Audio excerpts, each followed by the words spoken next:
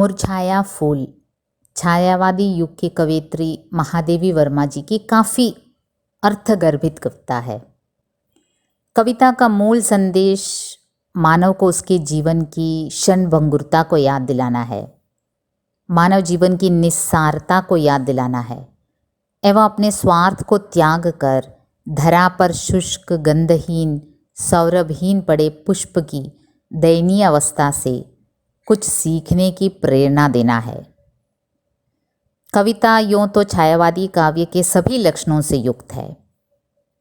छायावादी कविता के सौंदर्य के स्वरूप पर अगर हम विचार करेंगे तो पाएंगे कि उसका प्रधान स्रोत प्रकृति था।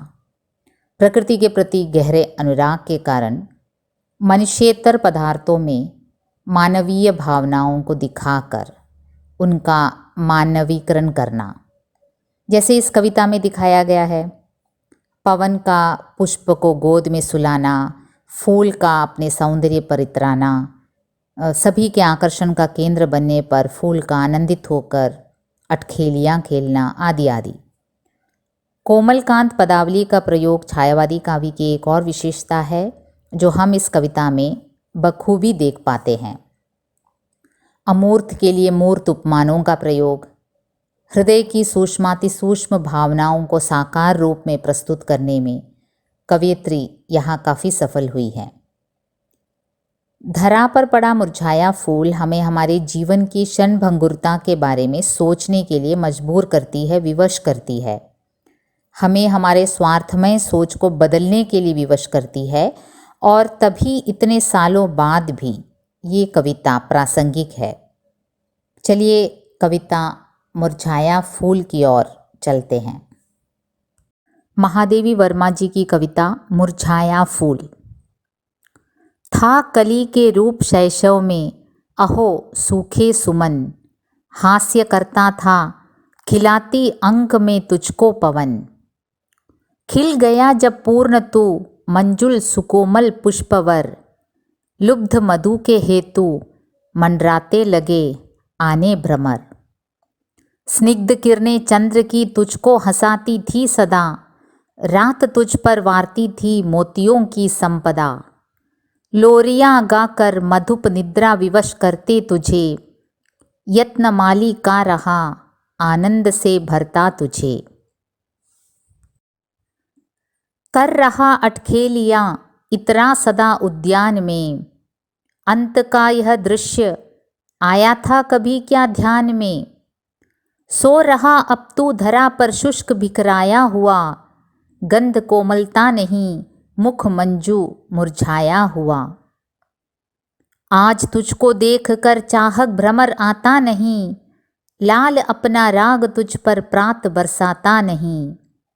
जिस पवन ने अंक मेले प्यार तुझको था किया, तीव्र झोंकों से सुला उसने तुझे भू पर दिया। कर दिया मधु और सौरभ दान सारा एक दिन, किंतु रोता कौन है तेरे लिए दानी सुमन। मत व्यथित हो फूल, सुख किसको दिया संसार ने, स्वार्थमय सबको बनाया है यहाँ करतार ने। विश्व में है फूल सबके हृदय तू भाता रहा, दान कर सर्वस्व फिर भी हाय हर्षाता रहा। जब न तेरी ही दशा पर दुख हुआ संसार को, कौन रोएगा सुमन हमसे मनुज निस्सार को। था कली के रूप शैशव में अहो सूखे सुमन, हास्य करता था खिलाती अंक में तुझको पवन। अहो सूखे सुमन, हे सूखे सुमन, सुमन मतलब पुष्प फूल। सूखे हुए सुमन को संबोधित करते हुए कवित्री कहती हैं कि अहो सूखे सुमन, जब तुम अपने शैशवावस्था में थी। शैशव अवस्था मतलब एक पुष्प का शैशवावस्था क्या हो सकता है भला, उसके कली के रूप में। जब तुम कली के रूप में थी, शैशवावस्था में थी, तो क्या था, हास्य करता था खिलाती अंक में तुझको पवन। खुद पवन आकर तुझे अपने अंक में खिलाता था। अंक मतलब गोद। तुम्हें अपनी गोद में खिलाता था। मतलब जब पवन बहता था तो ऐसा लगता था जैसे वो अपने कली को अपने गोद में लेकर आराम से हास्य करता हुआ सुला रहा है। मतलब पवन को उस कली के प्रति काफ़ी आकर्षण था, उस कली के अस्तित्व के प्रति पवन चिंतित था और वो काफ़ी प्यार से उसे गोद में सुलाता है। खिल गया जब पूर्ण तू, और हे कली, जब तुम अपनी शैशवावस्था को छोड़कर अपने यौवन अवस्था में पहुंच गई, अतः तू पूर्ण रूप से खिल गई, तब क्या बदलाव आता है तुझ में?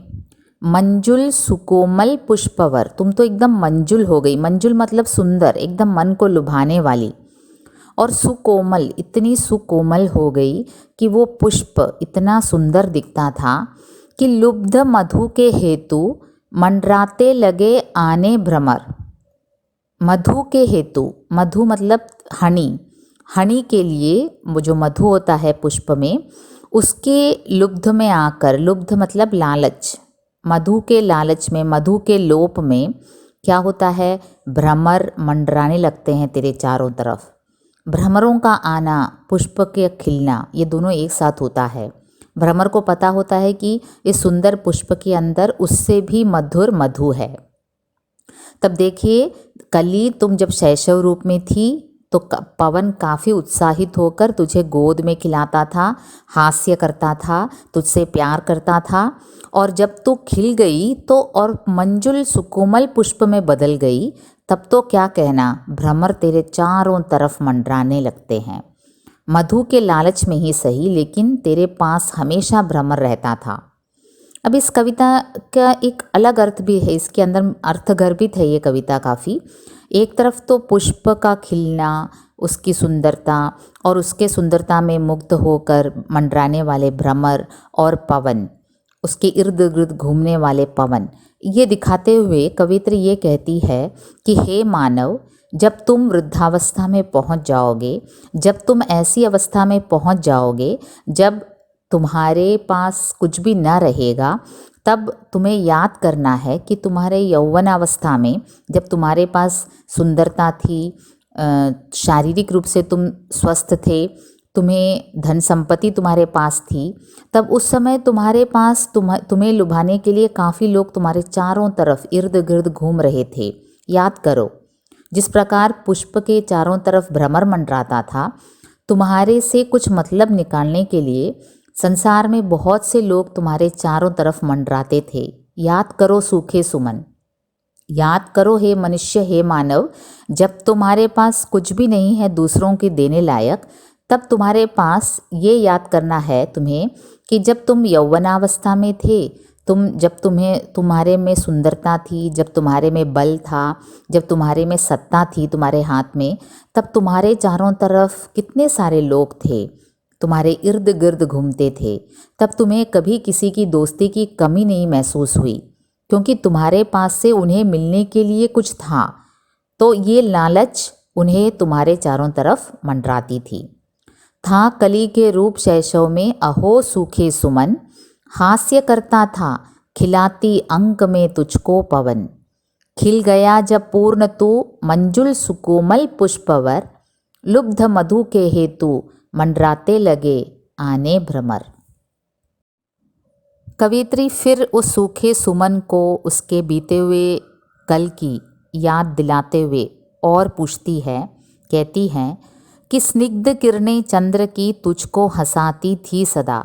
हे सूखे सुमन, तुम्हें याद है चंद्रमा की स्निग्ध किरणें, कोमल किरणें तुम्हें इतनी हंसाती थी, और रात तुझ पर वारती थी मोतियों की संपदा, और निशा भी, रात्रि भी तुझे काफ़ी प्यार करती थी। इतना प्यार करती थी कि ऐसे लगता था कि वो तुम्हारे ऊपर मोतियों की संपदा बिछा रही हो। मतलब कि जो ओस की बूंदें होती हैं जो पुष्प के ऊपर रात को इकट्ठे हो जाते हैं, आपने देखा होगा सुबह जब सूरज की किरणें उस पर पड़ती हैं, उन ओस की बूंदों पर, तो काफ़ी मनोहर लगता, हीरे जैसे चमकता है, सतरंगी रंग का हो जाता है।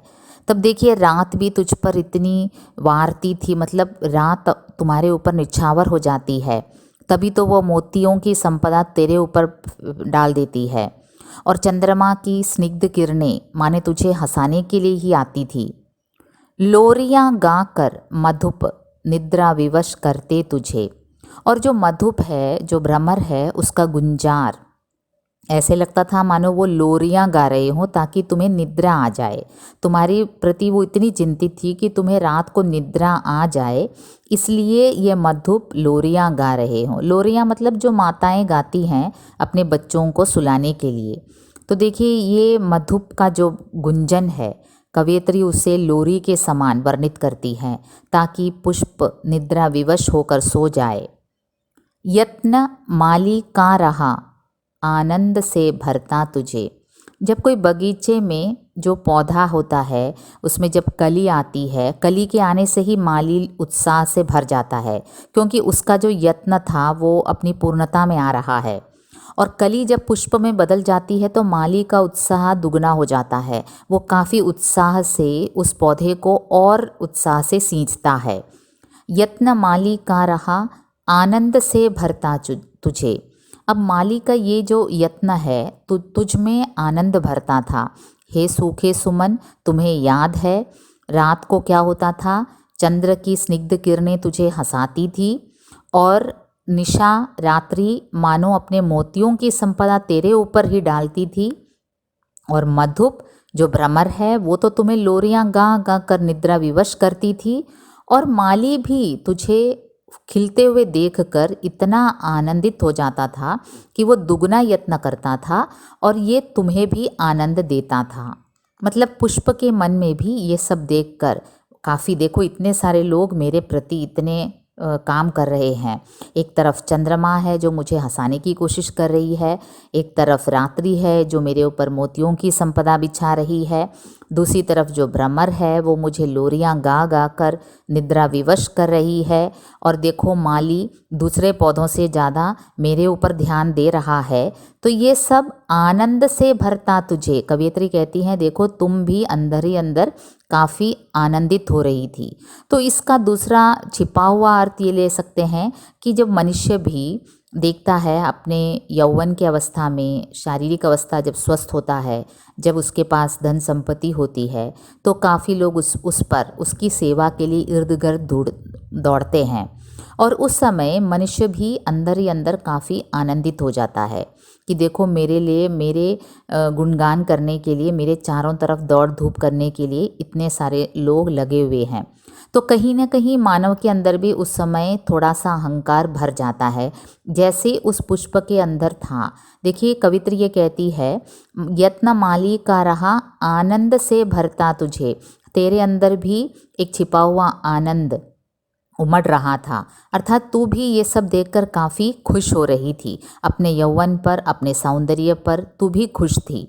तो मानव भी ऐसे ही है, जब मानव के पास अपने अच्छी उम्र में होता है मानव, तो उसके चारों तरफ जब लोग इतने इर्द गिर्द घूमते हैं तो वो भी पुष्प की तरह आनंद से भरा होता है।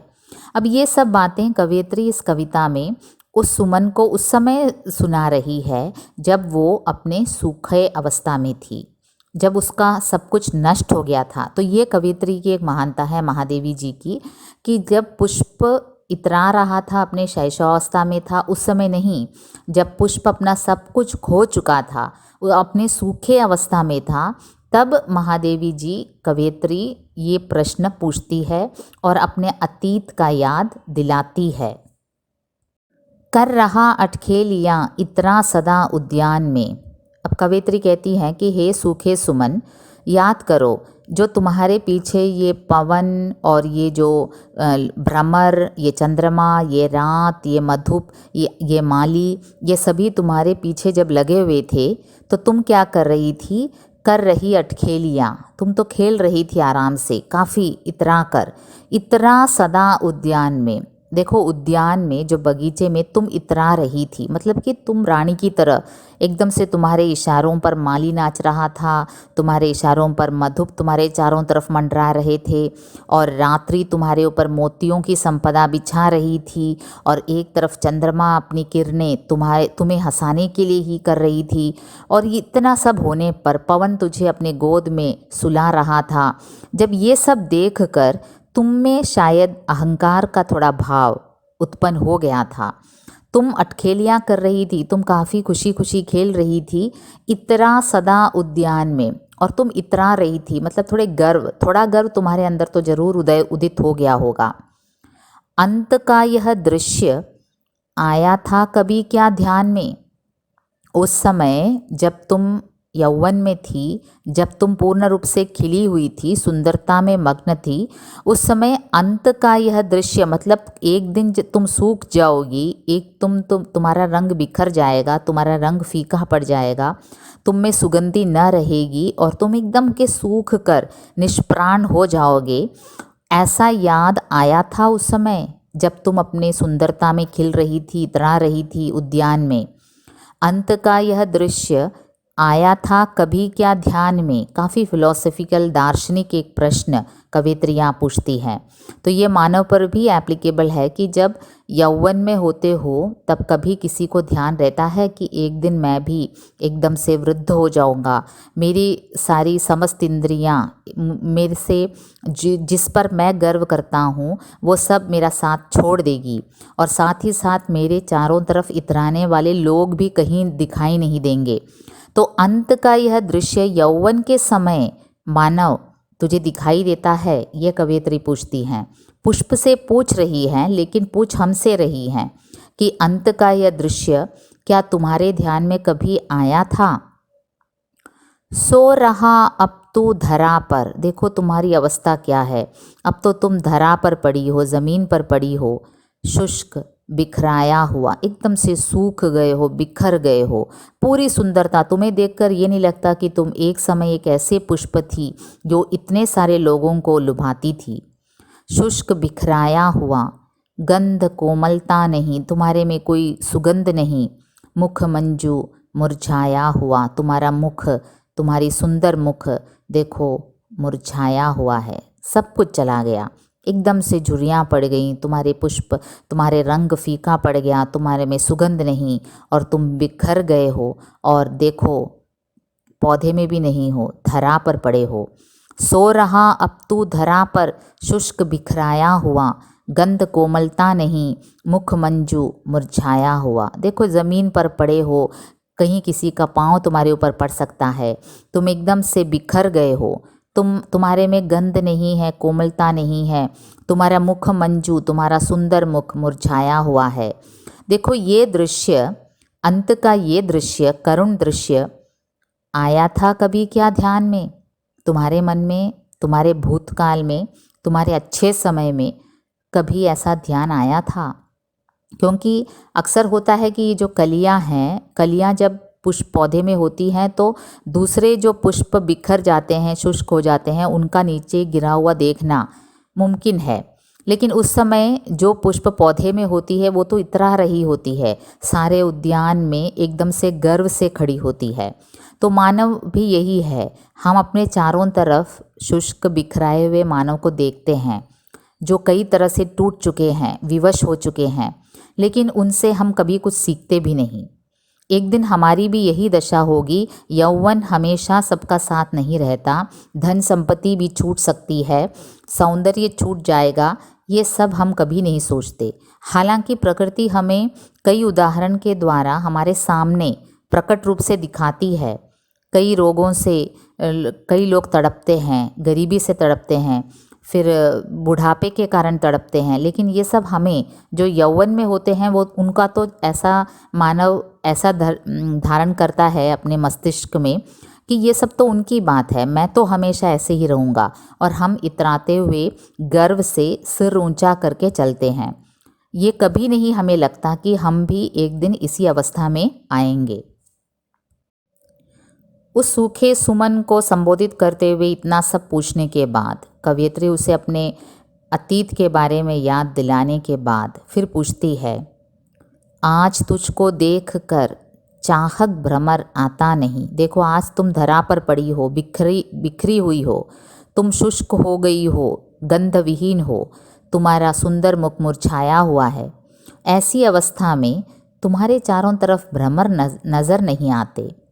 लाल अपना राग तुझ पर प्रात बरसाता नहीं। देखियो सुबह हो रहा है, प्रात हो रहा है, वो अपने लाल किरणें तुझ पर बरसा नहीं रहा है। जिस पवन ने अंक मेले प्यार तुझको था किया, तीव्र झोंकों से सुला उसने तुझे भू पर दिया। देखो, जो पवन तुझे काफ़ी हंसता हंसता तुझे गोद में लेकर सुलाता था जब तुम कली थी, देखो वही पवन अब तुझे प्यार नहीं करता, वो तो एक बात है। दूसरी तरफ वो तीव्र झोंकों से तुझे धरती पर ला पटक दिया। भू मतलब धरती। तीव्र झोंकों से सुला उसने तुझे भू पर दिया। एक तो उपकार नहीं कर रहा है पवन, ऊपर से तुझे प्रताड़ित भी कर रहा है, तुझे दोष पहुंचा रहा है। आज तुझको देखकर चाहक भ्रमर आता नहीं। काफ़ी कठोर ये प्रश्न है, कवयित्री कहती हैं उस सूखे सुमन से, जो टूट चुका है, जो बिखर चुका है, जिसमें कोमलता नहीं है, गंध नहीं है, जो मुरझाया हुआ फूल है, उस फूल पर यह प्रश्न काफ़ी चुभता है। वो कहते हैं, आज तुझको देखकर चाहक भ्रमर आता नहीं। देखो, तुझे देखकर जो भ्रमर तेरे चारों तरफ मंडराते थे, एक बार तो मधु के लालच में मंडराता था, दूसरी बार तुम्हें मानो निद्रा विवश करने के लिए लोरियां गा रहा था, अब देखो वो भ्रमर कहीं दिखाई नहीं देते। और वो जो सूरज की किरणें हैं, लाल लाल किरणें, जो जब तुम कली थी, पुष्प थी, तो मानो वो अपना राख तुझ पर हमेशा बरसाता था, सुबह सुबह प्रातःकाल, वो अब नहीं दिखाई दे रहा। और जिस पवन इतनी निष्ठुर है कि पवन ने एक बार तुझे गोद में लेकर प्यार किया था, वो पवन तीव्र झोंकों से तुझे नीचे धरती पर लाकर पटक दिया है। हे मानव, तेरी अवस्था भी यही है। देखो, जो तुम्हारे पास यौवनावस्था में भटक रहे थे, अब तुम्हारे पास कोई फटकता भी नहीं। जो तेरे चारों तरफ तुझे खुश करने के लिए घूम रहे थे, वो आप दिखाई भी नहीं देते। और कई बार ऐसा होता है, जो तुम्हें काफ़ी प्यार करते थे, वो तुम्हें इस अवस्था में एकदम से तुम्हें नष्ट करने के लिए तुल जाते हैं। कई लोग ऐसे होते हैं जो एक ज़माने में हमारे साथ प्यार दिखाते हैं, हमारे साथ लगे रहते हैं, और फिर जब हमारे पास सब कुछ नष्ट हो जाता है तो शायद हमारे पास भटकते नहीं। और कुछ ऐसे होते हैं जो इतने निर्दयी होते हैं कि जब यौवन में हमारे साथ लगे रहते हैं और जब हमारे पास कुछ नहीं होता तो जैसे पवन के समान तीव्र झोंकों से हमें सुलाकर हमें धरती पर पटक देते हैं। तब ये काफ़ी दर्दनाक होता है। दो तरह के लोग होते हैं, एक तो हमारे पास भटकते नहीं जब हमारे पास कुछ नहीं रह जाता, और दूसरे तरह के लोग होते हैं जब हम एकदम से विवश हो जाते हैं, बेबस हो जाते हैं, तब हमें और बेबस करने के लिए इतने तीव्र झोंकों से हमें धरती पर पटक देते हैं। ये कवयित्री याद दिलाती है उस सूखे सुमन को। याद रखने बात है, ये सभी बातें उस सुमन को उसके उस अवस्था में कवयित्री पूछती है जब वो एकदम से सूख गई है, मुरझा गई है, उसकी कोमलता नष्ट हो गई है, वो बिखर गया है और धरा पर पड़ा हुआ है किसी के सहारे के बिना। ऐसे अवस्था में महादेवी जी उस पुष्प को उसके अतीत के बारे में याद दिलाती है। कवयित्री अपने कविता में ये याद दिलाती है कि पुष्प को अगर समाज इस तरह पुष्प के साथ व्यवहार करता है, मतलब पुष्प एक ऐसी चीज़ है जो किसी को कोई तरह से हानि नहीं पहुंचाता, बल्कि वो अपने सौरभ से, अपनी सुंदरता से सभी के मन को खुशी करती है। कहीं ऐसा नहीं सुना है कि किसी फूल से किसी को दुख पहुंचा हो। फूल हमेशा सुंदरता का प्रतीक है, तो और वो हमेशा दूसरों को खुशी करने के लिए पैदा होती है। और जब पुष्प की अवस्था होती है तो वो कवयित्री कहती है, कर दिया मधु और सौरभ दान सारा एक दिन। देखो, तुमने अपनी सुंदरता, अपनी मधु, सब कुछ एक दिन दान किया था, किंतु रोता कौन है तेरे लिए दानी सुमन। हे दानी सुमन, तुम इतना सब दान करती हो। ये ठीक है कि तुम थोड़ा इतरा रही थी, लेकिन फिर भी तुम्हारे सौंदर्य से तुमने सभी कुछ को दान ही किया है। लेकिन कौन रोता है दानी सुमन, तुमने अपना सब कुछ सर्वस्व दान किया, अपना मधु, अपना सौरभ, सब कुछ दूसरों के लिए दिया।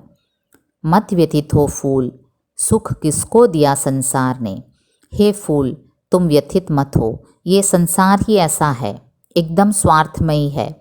ये संसार किसी को सुख देगा ही कैसे। स्वार्थमय सबको बनाया है यहाँ करतार ने। अंत में कविता मानो, कवयित्री मानो, ईश्वर के प्रति भी एक प्रश्न खड़ा करती है कि करतार ने, ईश्वर ने यहाँ लोगों को ऐसे ही बनाया है, एकदम स्वार्थमय संसार बनाया है करतार ने। मत व्यथित हो फूल, सुख किसको दिया संसार। इसलिए हे फूल, तुम कदापि व्यतीत न हो, तुम कभी चिंतित न हो, क्योंकि ये दुनिया ही ऐसी है।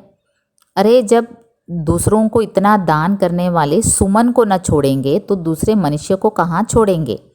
ये दुनिया स्वार्थ पर टिकी है, स्वार्थ पर ही चलती है।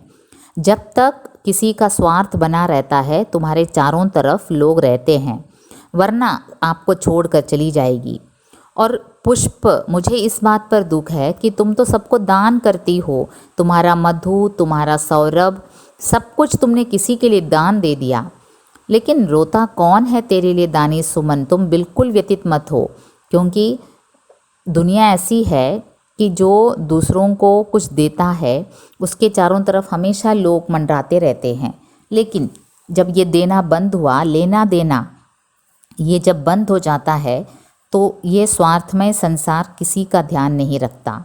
इसलिए हे फूल, तुम मत व्यतीत हो, सुख किसको दिया संसार ने, स्वार्थमय सबको बनाया है यहाँ करतार ने। महादेवी वर्मा जी बौद्ध दर्शन से काफ़ी प्रभावित थी एक ज़माने में। वो खुद एक सन्यासिनी का जीवन व्यतीत करती थी, तो यहाँ वो ईश्वर के प्रति, संसार के स्वार्थ को देखकर काफ़ी दुखी होती है।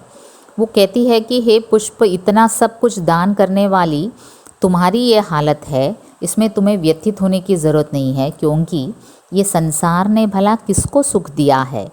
इसलिए तुम ये इसमें कदापि चिंतित न हो, क्योंकि ईश्वर ने ही सबको इतना स्वार्थमय बनाया है। कर दिया मधु और सौरभ दान सारा एक दिन, किंतु रोता कौन है तेरे लिए दानी सुमन। मत व्यथित हो फूल, सुख किसको दिया संसार ने, स्वार्थमय सबको बनाया है यहाँ करतार ने।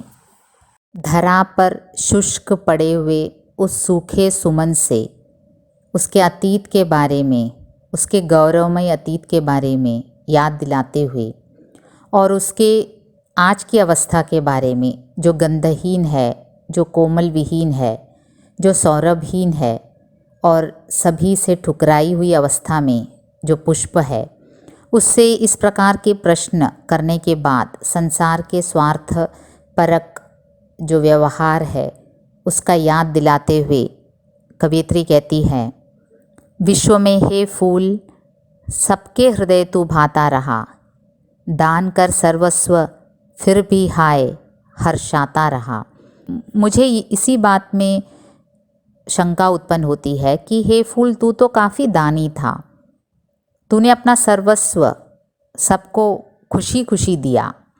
ये बात सर्वविदित है कि फूल किसी को हानि नहीं पहुंचाता। फूल अपने सौंदर्य से सभी के मन को प्रसन्न ही करता है। फूल अपनी सुगंधि से सभी को के मन में खुशी फैलाता है। विश्व में हे फूल, तू सबके हृदय को भाता रहा, सबके हृदय को लुभाता रहा, सबके हृदय को खुश करता रहा, और दान कर सर्वस्व, तूने अपना सब कुछ दान दे दिया, सर्वस्व, फिर भी हाय तू हर्षाता रहा, तू खुशी रहा, खुशी खुशी तूने सब कुछ दिया। जब न तेरी ही दशा पर दुख हुआ संसार को। देखिए, जो सब कुछ दान करता आ रहा है फूल, जो सब कुछ सबको देता आ रहा है, उसकी दशा पर संसार को दुख नहीं हुआ, तो उस मनुष्य की अवस्था क्या होगी जो अपने यौवन में होता है, जो अपने सुख संपत्ति में किसी और की बात नहीं सोचता। उस मनुष्य का क्या होगा, उसके बारे में तो कोई नहीं रोएगा, उसकी दुखावस्था में कोई उसका साथ नहीं देगा, क्योंकि फूल तो सब कुछ दान करता है हंसी हंसी, लेकिन मनुष्य तो स्वार्थी है। अपने अच्छे दिन में वो किसी की नहीं सोचता, केवल अपनी ही सोचता है।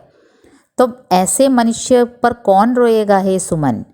हमसे मनुज निस्सार को, मनुष्य कितना निस्सार है, मनुष्य का जीवन कितना क्षणभंगुर है, लेकिन वह जब अच्छे अवस्था में होता है तो ये कभी नहीं सोचता, वो दूसरों को कभी खुशी खुशी दान देता ही नहीं।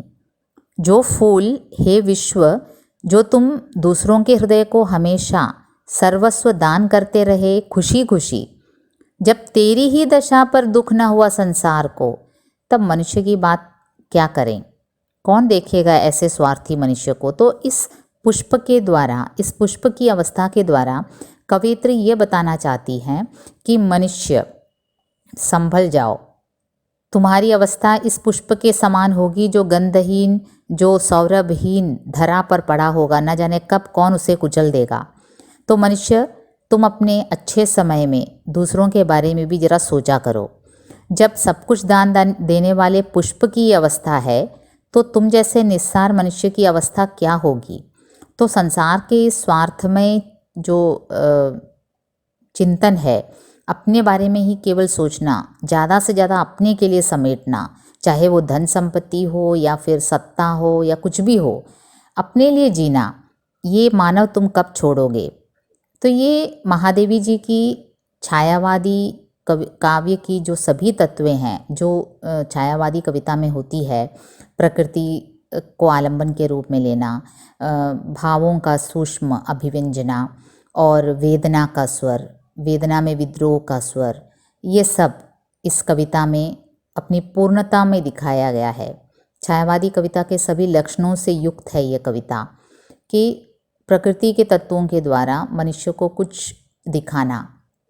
देखिए, कवि का ये कवित्री का ये कहना कि पवन उसे सुलाता है, भ्रमर उसके चारों तरफ मंडराता है, लोभ में, लालच में, ये लोभ, ये सब उत्पन्न होना मानव के विकार हैं, ये सब प्रकृति में आरोपित है। और जो इतराना, फूल का इतराना, मनुष्य इतराता है घमंड से, जब अपने सौंदर्य पर हमें गर्व होता है तो हम इतराते हैं।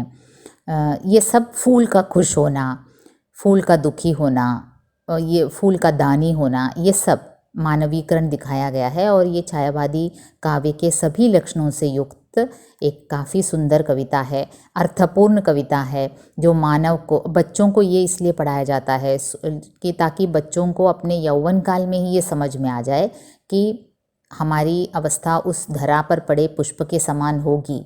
संभल जाओ मानव। तो अगर यौवन अवस्था में ही बच्चे ये समझ जाएंगे तो अपना स्वार्थमय जो संस्कार है, जीवन इतना स्वार्थमय हो गया है। इनफैक्ट कवित्री कहती हैं कि कर्ता ने ही ऐसा बनाया है, संसार को इतना स्वार्थमय बनाया है, उसे बदलने का समय आ गया है, ये एक संदेश भी देती हैं। तो ये उस समय महादेवी वर्मा जी ने कब लिखा ये कविता? स्वतंत्रता से पूर्व कितने साल पहले लिखा। उस समय लिखी हुई कविता आज भी प्रासंगिक है। मानव इतना स्वार्थी बनता जा रहा है, स्वार्थ की कोई कमी नहीं है। विज्ञान आगे बढ़ गया है, हमारी सोच आगे बढ़ गई है, हम 21st सेंचुरी में आ गए हैं, 20th सेंचुरी में लिखी गई कविता है, लेकिन हमारे स्वार्थ में कोई बदलाव नहीं आया है। तो ये पुष्प की एक अवस्था के द्वारा कवित्री ने काफ़ी मनोहर रूप से हमारे सामने जीवन का यह दर्शन खोल कर रख दिया है। अब ज़रूरी है कि आप उस कवित्री के जीवन के बारे में भी कुछ जानें जिन्होंने इतनी सुंदर कविता लिखी है। तो चलते हैं महादेवी वर्मा के जीवन की कुछ झांकियों की ओर। छायावाद की दीप शिखा महादेवी वर्मा, विरह पथ पर प्रेम बरसाने वाली, नीर भरी दुख की बदली, जिनके गीतों में भाव, भाषा और संगीत की ऐसी त्रिवेणी बहती है कि उन्हें आधुनिक मीरा कहा जाता है। छायावादी काव्य के 4 स्तंभों में एक महादेवी वर्मा।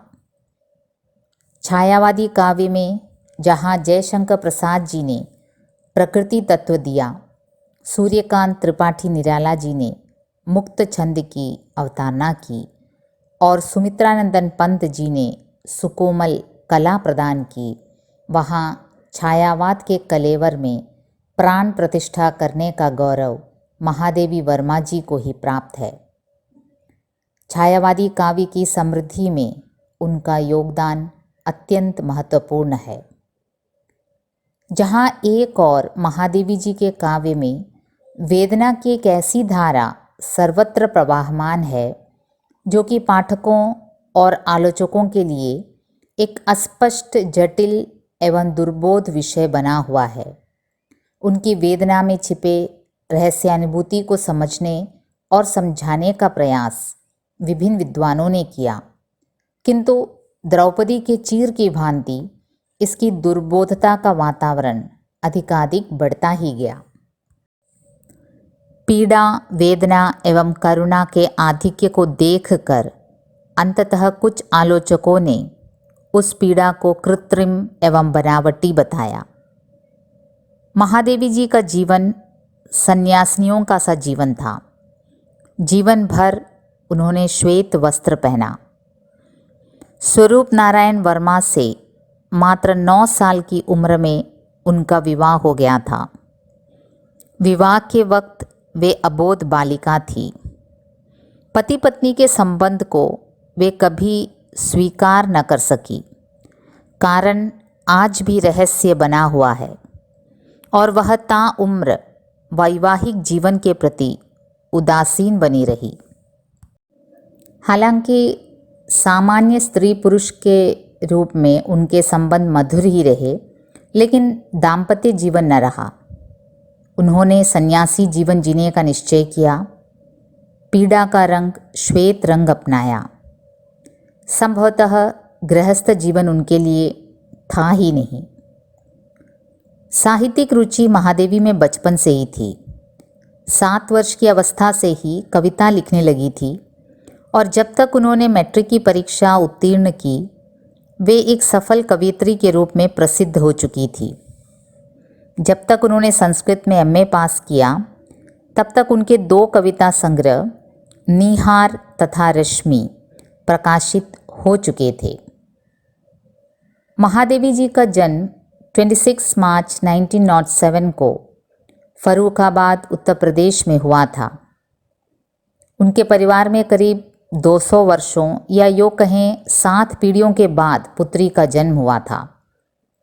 होली का दिन था और इतनी पीढ़ियों के बाद पुत्री के जन्म ने पूरे परिवार में खुशी की लहर फैला दी थी।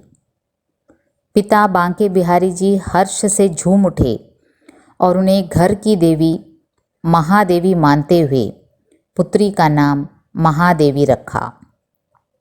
रंगों का उत्सव होली के दिन जन्मी रंगों को पसंद करने वाली महादेवी का जीवन लेकिन आगे चलकर एक रंग में समा गई, वो था सफ़ेद रंग। महादेवी जी का कार्य क्षेत्र अत्यंत व्यापक रहा। उन्होंने अध्यापन से अपने कार्य जीवन की शुरुआत की। 1932 में इलाहाबाद विश्वविद्यालय से संस्कृत में एमए करने के पश्चात नारी शिक्षा प्रसार के मंतव्य से प्रयाग महिला विद्यापीठ की स्थापना की और उसकी प्रधानाचार्य के रूप में कार्य करना प्रारंभ किया। 1930s में भारत में नारी शिक्षा के लिए एक विद्यापीठ खोलना अपने आप में एक बड़ी बात थी। इतना ही नहीं, उन्होंने भारत में महिला कवि सम्मेलनों की नींव रखी। इस प्रकार का पहला अखिल भारतवर्षीय कवि सम्मेलन 15 अप्रैल 1935 को सुभद्रा कुमारी चौहान जी की अध्यक्षता में प्रयाग महिला विद्यापीठ में संपन्न हुआ। 1972 में साहित्य अकेडमी की सदस्यता ग्रहण करने वाली वे प्रथम महिला थी। स्त्रियों की मुक्ति और विकास के लिए जिस साहस एवं दृढ़ता से उन्होंने आवाज़ उठाई और जिस प्रकार सामाजिक रूढ़ियों की निंदा की, उससे उन्हें महिला मुक्तिवादी भी कहा गया। महिलाओं एवं शिक्षा के विकास के कार्यों और जनसेवा के कारण उन्हें समाज सुधारक भी कहा गया। महात्मा गांधी के प्रभाव से उन्होंने जनसेवा का व्रत लेकर स्वतंत्रता संग्राम में भी हिस्सा लिया और 1955 में महादेवी जी ने इलाहाबाद में साहित्यकार संसद की स्थापना भी की। साहित्य में महादेवी वर्मा जी का आविर्भाव उस समय हुआ जब खड़ी बोली का आकार परिष्कृत हो रहा था। उन्होंने हिंदी कविता को ब्रज भाषा की कोमलता दी, छंदों के नए दौर को गीतों का भंडार दिया और भारतीय दर्शन को वेदना की हार्दिक स्वीकृति दी। अपने गीतों की रचना शैली और भाषा में अनोखी लय और सरलता महादेवी जी ने भरी। उन्होंने अपने समय के अनुकूल संस्कृत और बंगला के कोमल शब्दों को चुनकर हिंदी का जामा पहनाया। वे एक कुशल चित्रकार भी थी, इसलिए उनकी कविताओं में गीतों के नाद सौंदर्य के साथ चित्रों जैसी संरचना का आभास भी प्रायः मिल जाता है। विषय की दृष्टि से उनकी काव्य रचनाओं के 4 भाग किए जा सकते हैं: रहस्यवादी रचनाएं, वेदना प्रधान रचनाएं, प्रकृति चित्रण संबंधी रचनाएं और गीति काव्य। 1930 में ही उनकी निहार काव्य संग्रह और 1932 में रश्मि काव्य संग्रह प्रकाशित हो चुका था। इसके पश्चात 1935 में नीरजा और 1936 में सांध्य गीत कविता संग्रह प्रकाशित हुए और 1940 में निहार, रश्मि, नीरजा और सांध्य गीत के सभी गीतों का संकलन यामा में किया गया और अपने काव्य संग्रह यामा के लिए महादेवी जी को भारत का सबसे प्रेस्टिजियस लिटरेरी अवार्ड ज्ञानपीठ पुरस्कार से सम्मानित किया गया। ज्ञानपीठ पुरस्कार की बात हो रही है तो कुछ जानकारी ज्ञानपीठ पुरस्कार के बारे में देना चाहूँगी। लिटरेचर के लिए दिया जाने वाला भारत का सबसे प्रेस्टिजियस अवार्ड है ज्ञानपीठ पुरस्कार, जो हर साल दिया जाता है आउटस्टैंडिंग कंट्रीब्यूशन टुवर्ड्स लिटरेचर के लिए। 1961 में सबसे पहले इसे देने की योजना बनाई गई और 1965 में प्रथम ज्ञानपीठ पुरस्कार विनर केरल के कवि जी शंकर कुरुप जी थे। ज्ञानपीठ पुरस्कार के साथ धनराशि दी जाती है और साथ ही प्रशस्ति पत्र और वाग्देवी की प्रतिमा। उन दिनों धनराशि 1 लाख थी और पुरस्कार केवल एकल कृति के लिए दिया जाता था, लेकिन बाद में संपूर्ण रचनाओं के लिए भी ज्ञानपीठ पुरस्कार दिया जाने लगा और धनराशि 1 लाख रुपये से शुरू होकर 2005 तक आते आते 7 लाख कर दिया गया और आजकल 11 लाख है।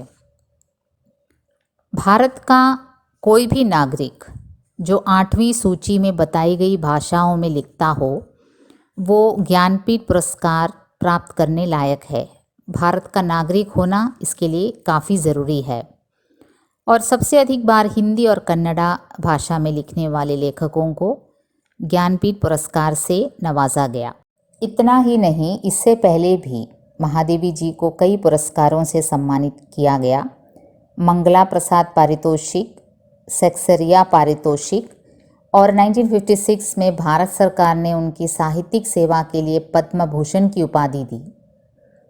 भारत के 4 विश्वविद्यालयों ने उन्हें डीलिट की उपाधि से सम्मानित भी किया। विक्रम विश्वविद्यालय, कुमाऊं विश्वविद्यालय, दिल्ली विश्वविद्यालय और बनारस हिंदू विश्वविद्यालय। 1988 में पद्म विभूषण से भी वे सम्मानित हुई। महादेवी जी ने यूं तो कहानियाँ नहीं लिखी, लेकिन उन्होंने कुछ शानदार संस्मरण एवं रेखाचित्र लिखे जिसका जिक्र किए बिना नहीं रहा जा सकता। उनकी चीनी भाई, नीलकंठ मोर, गौरा, गिल्लू, ये सब भला साहित्य जगत कैसे भूल सकता है। इन रेखाचित्रों ने हमारे मन में एक अमिट छाप पैदा कर दी है जिसे मिटाए भी नहीं मिटाया जा सकता। साहित्य जीवन की दीप शिखा, वो नीर भरी दुख की बदली, सितंबर 11 को 1987 में हमें छोड़कर चली गई। छंदों में गीतों की नई पद्धति का समावेश कर अपनी करुणा एवं वेदना को व्यक्त कर गई, जो आज भी हमें रहस्यात्मकता में डुबोई हुई है। महादेवी जी के सम्मान में उनके 111वीं बर्थ एनिवर्सरी में गूगल ने अपना डूडल उनके लिए डेडिकेट किया और उन दिनों खबर यह था, Mahadevi Verma is today's Google doodle.